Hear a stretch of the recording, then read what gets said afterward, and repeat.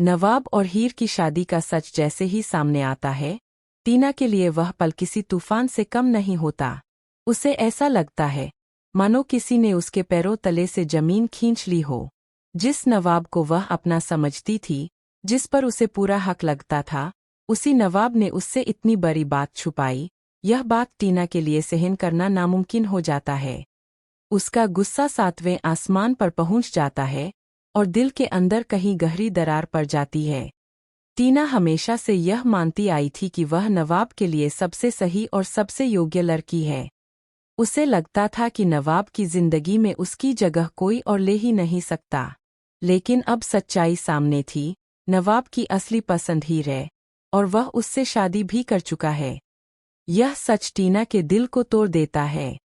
प्यार में मिला धोखा उसे अंदर से जला देता है, और वही जलन धीरे धीरे गुस्से में बदलने लगती है। टीना की नज़रों में हीर सिर्फ एक साधारण सी लड़की है। उसे यह बिल्कुल बर्दाश्त नहीं होता कि ऐसी कोई लड़की नवाब की पत्नी कैसे बन सकती है। उसके मन में सवालों का सैलाब उमड़ पड़ता है।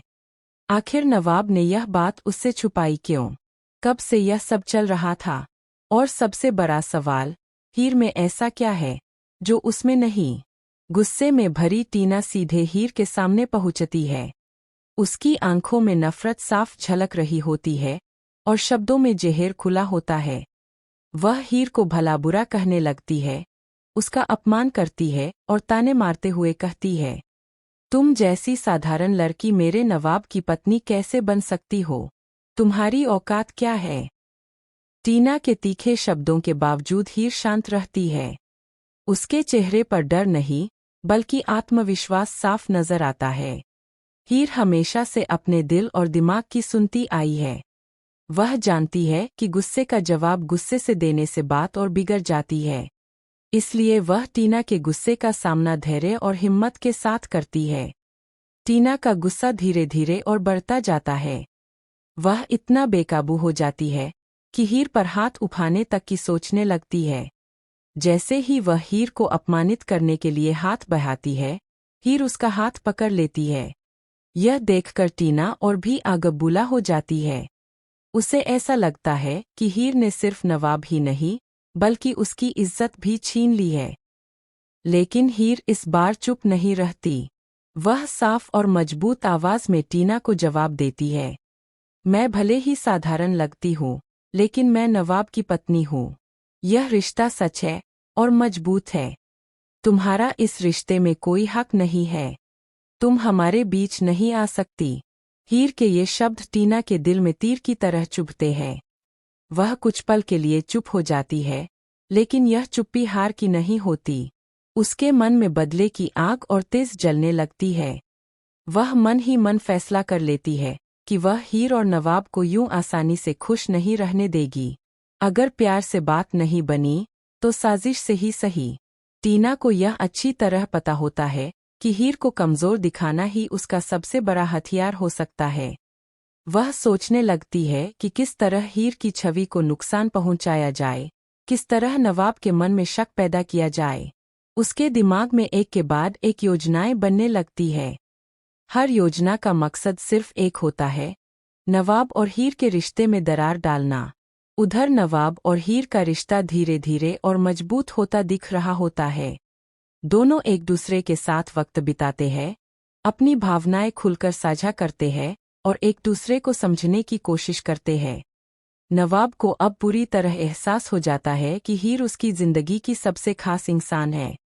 वहीं हीर को भी नवाब के साथ खुद को सुरक्षित और मजबूत महसूस होता है। लेकिन इस मजबूत होते रिश्ते की आहट टीना को और बेचैन कर देती है। उसे लगने लगता है कि अगर उसने अब कुछ नहीं किया, तो बहुत देर हो जाएगी। यही बेचैनी आगे चलकर एक बड़ी लड़ाई की नींव रखती है। एक ऐसी लड़ाई जिसमें प्यार, भरोसा, चालाकी और बदले की आग सब कुछ दांव पर। टीना के दिल में सुलगता गुस्सा अब शांत होने का नाम नहीं ले रहा था। हीर के आत्मविश्वास और उसके जवाब ने टीना को और भी बेचैन कर दिया था। उसे बार बार यही लग रहा था कि हीर ने उससे सब कुछ छीन लिया है, नवाब का प्यार, उसका सपना और उसकी जगह। बाहर से चाहे वह खुद को संभालने की कोशिश करे, लेकिन अंदर ही अंदर उसका मन बदले की आग में जल रहा था।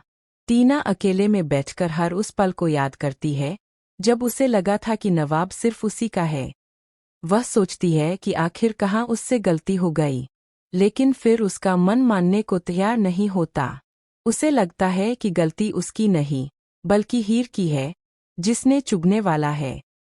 वह धीरे धीरे अपनी चालें चलना शुरू करती है। पहले छोटे छोटे झूठ, फिर आधी अधूरी बातें और फिर अफवाहें। कभी वह लोगों के सामने ऐसे शब्द बोलती है जिनसे हीर की छवि पर सवाल उठे, तो कभी ऐसे इशारे करती है जिससे लोगों के मन में शक पैदा हो। टीना जानती है कि सीधा हमला करने से नुकसान हो सकता है, इसलिए वह चालाकी से खेल खेलने लगती है। दूसरी तरफ हीर इन सब बातों को महसूस करने लगती है। उसे समझ आ जाता है कि टीना कुछ न कुछ साजिश जरूर कर रही है, लेकिन हीर घबराने वालों में से नहीं होती। वह हर बात को ध्यान से देखती और समझती है। अपनी समझदारी और सुएबुए से वह टीना की हर चाल को समय रहते पकड़ लेती है। कभी वह चुप रहकर हालात को संभाल लेती है, तो कभी सही वक्त पर सच सामने रख देती है। नवाब भी अब टीना के बदले हुए रवैये को समझने लगता है। पहले जो टीना उसे मासूम और सीधी लगती थी, अब उसी के व्यवहार में चालाकी साफ नजर आने लगती है। नवाब के मन में सवाल उठने लगते हैं। वह यह भी जानता है कि अगर उसने टीना को पूरी तरह नजरअंदाज किया, तो वह और ज्यादा खतरनाक हो सकती है। इसलिए वह हर कदम सोच समझकर उठाता है। नवाब और हीर के बीच की नज़दीकियां बढ़ती जाती है। दोनों एक दूसरे के साथ वक्त बिताते हैं, खुलकर बात करते हैं और हर मुश्किल में एक दूसरे का सहारा बनते हैं। उनका रिश्ता अब सिर्फ प्यार का नहीं, बल्कि भरोसे का भी बन चुका होता है। नवाब हर मौके पर हीर का मनोबल बढ़ाता है और उसे यह एहसास दिलाता है कि वह अकेली नहीं है। टीना यह सब देखकर और भी परेशान हो जाती है। उसे लगता है कि उसकी योजनाएं धीरे धीरे नाकाम हो रही है।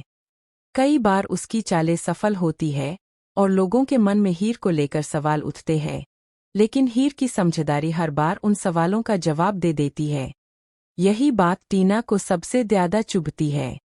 इसी बीच टीना एक बड़ा फैसला लेती है। वह समझ जाती है कि अकेले वह हीर और नवाब के रिश्ते को नहीं तोड़ सकती। इसलिए वह अपने पुराने दोस्तों और कुछ रिश्तेदारों की मदद लेने का मन बनाती है। वह उन्हें अपनी कहानी सुनाती है, आधा सच और आधा झूठ मिलाकर। उसका मकसद साफ होता है, किसी भी तरह नवाब और हीर के बीच फूट डालना। अब यह लड़ाई सिर्फ दो औरतों के बीच नहीं रह जाती, बल्कि एक मानसिक और भावनात्मक युद्ध बन जाती है। हर किरदार अपनी अपनी समझ और धैर्य की परीक्षा दे।